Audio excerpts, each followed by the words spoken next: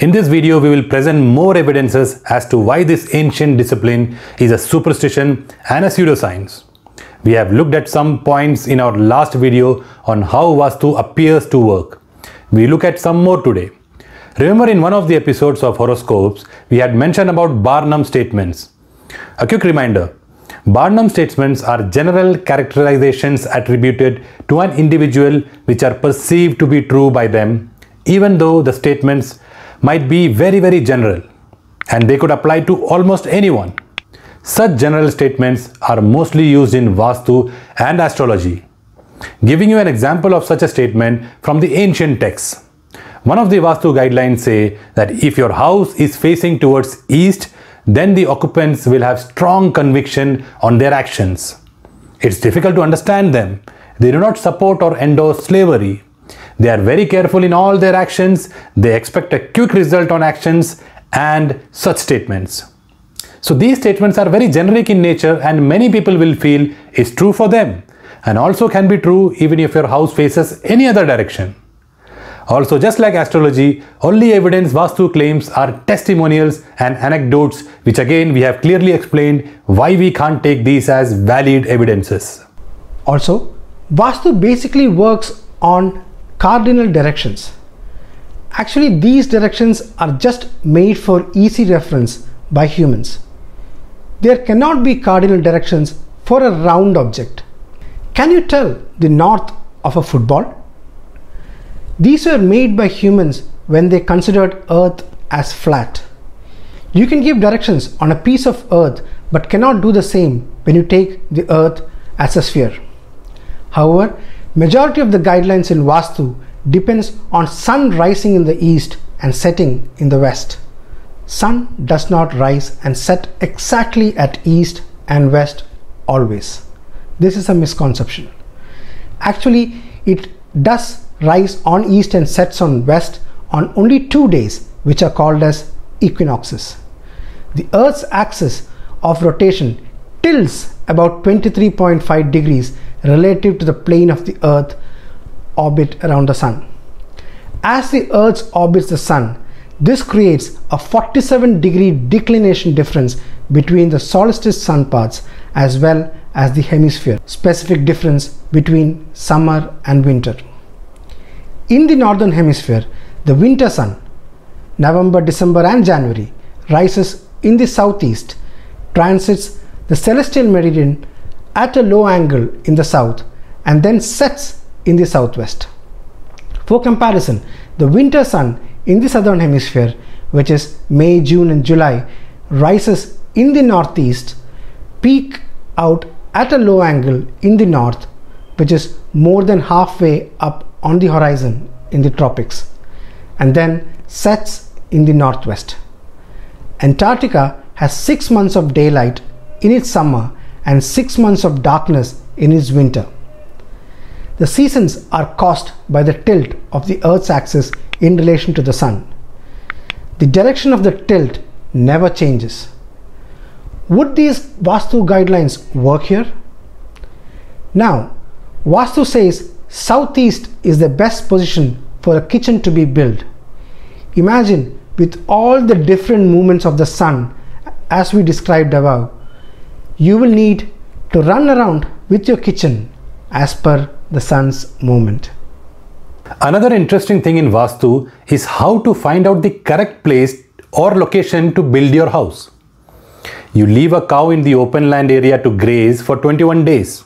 After 21 days, the cow will select a cool, nice place to rest. This is the best place to build your house. Imagine a cow can roam around anywhere depending on the food it gets. It can select a place under a tree shadow to rest. But to build a house, you would have to cut down the tree. It can also go out of the allocated area or even come back to its original house. Imagine the level of rational thinking when you depend on a cow to find out the best land area to build a house. Also consider letting a cow roam around in a city to find out the best place to build a house. Imagine if it goes and rests in a government property or someone else's personal property. How are you going to build your house there? There are many more inconsistencies and unscientific things that we found during our meta-analytical research on this topic. For example, the measurements that they employ are not consistent. They use methods of measurements such as angula, which is 3/4 of an inch, or hasta, 18 inches. However, the rule of hasta and angulas were different in different regions. The same way an angula, which is basically a finger, or a hasta, which is a hand, differs from man to man. These days they use a technique called IRD, which is an even more complicated measurement system with no proper explanation of why some numbers are taken. Since this is not a technical discourse, we will skip that part. However, this is directly in contradiction to the Standards of Weights and Measures Act of 1976, which clearly sets standards and units of measurement such as meter, centimeter, meter squared, etc. And using any other units of measurement is illegal. But who cares when it comes to ancient texts and heritage, right? One more interesting Vastu guideline for you to consider. It is called the Marnachuttu or the death ring. This is the ultimate Vastu technique to instill fear. To understand the age of a house, Vastu says you need to find the perimeter's age. It's calculated as perimeter multiplied by 8 divided by 27. Why these numbers? No idea. Maybe it has to do with the 27 nakshatras of the moon and 8 directions. If the quotient is more than 5, it is again to be divided by 5 until the quotient comes to 5 or under 5. So if the result is 1, the age of the house is said to be in infancy, and the attributes of infants such as dependency is attributed to it, and the house occupants will always be dependent. Now if the result is 2, it is said to be in the adolescence with the attributes and promise of adolescence, full of enthusiasm, etc. If the result is number 3, it is youth. It comes with self-reliance and abundance. If it is 4, old age, getting aged and slow. And finally, the ultimate quotient, number 5, it is death. Here is the most dangerous result. You can't sell the house. Either you need to demolish or lengthen a room. This is called the death ring or perimeter of death. If your house comes under the dreaded number 5, and if someone dies, they take that death into their account. If no one dies, then they will find some other reason to justify the same. Many architects and civil engineers have stated that this form of construction is without a scientific base. In fact, during the British rule, Vastu Shastra was ignored and not considered while building the monuments that they made. They largely grafted Islamic Mughal era motifs and designs such as domes and arches into their Victorian era style buildings. This movement, known as Indo-Saracenic architecture, is found externally in grand structures in the form of currently used railway stations, harbors, tax collection buildings, and other colonial offices in India and rest of South Asia. However, it is to be said that the cities of Jaipur and Chandigarh were built as per Vastu principles. Jaipur, which was built before the British era, was completely based on Vastu, while Le Corbusier, who designed Chandigarh, incorporated modern architecture theories with that of Vastu Shastra. Vastu Shastra was ignored during colonial era construction for several reasons. These texts were viewed by 19th and early 20th century architects as archaic. The language was inaccessible, being in an ancient language not spoken or read by the architects. And the ancient texts assumed space to be readily available. In contrast, public projects in the colonial era were forced into crowded spaces and local layout constraints, and the ancient Vastu Shastra were viewed with prejudice as superstitious and rigid about a square grid or traditional materials of construction. Today, this pseudoscience is so popular among many Indians that we adopt a blind faith towards it. Many fall for the usual conundrums that the Vastu consultants churn out, such as it is all based on cosmic energy, positive and negative energy, quantum entanglement, and other scientific jargons. However, the local public who are unaware of these fall for the jargons, thinking that there is something scientific, and they use the words like energy, positive, negative, quantum physics, etc., which makes people misunderstand it to be an actual science. So they rush to a Vastu consultant just like they would do with an astrologer. In fact, many people think astrology is a pseudoscience but fail to read the same signs when it comes to Vastu. So even if they have to cut a tree or fill an old dried up well, they rush to Vastu experts. These guys will come and perform pujas and will ask permission from a tree before they cut it. Now, which tree has ever given permission to cut it down goes unchallenged and unquestioned. As with astrology, no one generally visits a Vastu expert when things are going good in life. When things go wrong, they approach them, and the exploiters know it very well. They fill their pockets with the gullible people's money and induce fear in people. In fact, there are a huge number of people who have built a house and then let it out because some Vastu expert have found flaws in the building and are now staying in rented places with reduced facilities. Also, there is a strange disparity between astrology and Vastu. So if astrology is right, your fate has already been decided by the stars and planets. So how is that going to change when you make a house? Or if you get married and you check your horoscope and you find that your spouse is going to bring you happiness and prosperity, then how can a house bring you doom? These are contradictions that you can't ignore. The fact is that at every critical juncture in your life, like your birth, your marriage, you buying or constructing a house, there is always some pseudoscience practitioner who is waiting for you to believe in his pseudoscience in order to make himself prosperous.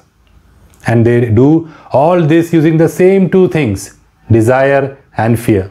Now, one of the bases of Vastu is the correct identification of the presence of water, sunlight and air. Yes, it would have suited well in the olden times. But today, if you are building a house, would these be the only things that you would consider? You would most definitely consider the availability of water, sunlight and air. But you would also consider many aspects such as the distance from the main road, the nearest bus stop, the range of mobiles and Wi-Fi, distance from the local supermarket, parking space and many other things. These would not have been covered in the ancient texts. But the modern Vastu consultants will push these things in order to make you believe so that they can earn their money. The latest fad going around is vehicle Vastu. If you buy a vehicle, you would need to take it to a Vastu expert who will look at the perimeter of the vehicle and will determine if the vehicle is suited for you. If he finds that it is not, he will instill the fear in your mind which you won't be able to shake off. You might end up selling your brand new car at a cheaper price. Many people do this. Now, have these people ever paused to consider the technologies and science used by the car manufacturers when they design a car? Do they pause to think how many safety precautions are there in today's cars? Yet they sell it off if a Vastu consultant predicts an accident. And if you have an accident by random chance, that is enough. You have the evidence. However, accidents can happen with any vehicle, whether it is Vastu compliant or not. Also, we wonder if these Vastu experts would calculate the perimeter of a flight or a train before they board them. Would they ask it to be changed so that they are safe? You may think that Vastu is not very popular and not as dangerous as astrology. However, it is far from the truth. It resides in society, albeit more silent than astrology. It is not just prevalent among the common public, but even governments conduct these checks before starting work on government buildings. We can cite the case of N.T. Ramarao, the ex-Chief Minister of Andhra Pradesh, who sought the help of Vastu consultants for his political problems. Ramarao was advised that his problems would be solved if he entered his office from an east-facing gate. Accordingly, a slum on the east-facing side of his office was ordered to be demolished to make way for his car's entry. Also, a famous astrologer named Kushdeep Bansal applied Vastu principles to the Parliament complex of India in 1997, where he contended that the library being built next to the building is responsible for the political instability of the country. Now there are a lot of people who also claim that you do not understand or know Vastu Shastra enough, or you do not have studied this in deep to refute this and claim as a pseudoscience. Indeed, many people may not either have the time or energy to study this in detail, but can easily understand that this is a type of cheating done to earn money only by the pseudoscientific claims and predictions. They can only do two things, as we said earlier. Either they trigger your greed instinct by telling you that if you build your house as per Vastu, you will get something good. Or trigger the fear instinct by saying if you don't do this as per Vastu, you will suffer from something. They do not explain how this works and the process of how we gain benefits or how we may suffer. Without any sort of explanations, should we accept or believe this discipline?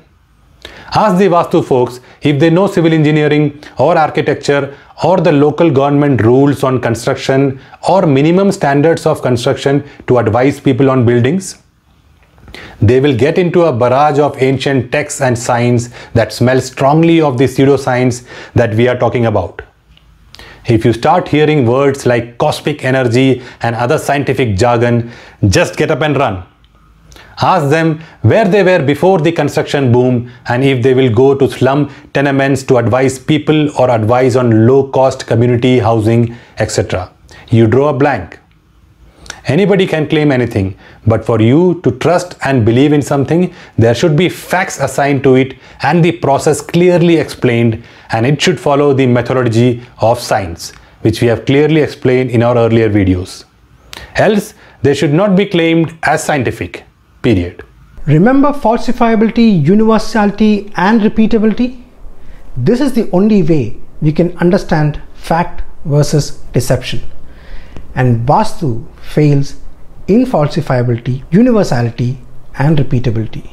Hence, we can safely conclude that Vastu Shastra is a complete pseudoscience. As with astrology, the theory part of the ancient form of building making is unparalleled, which is the Vastu Vidya.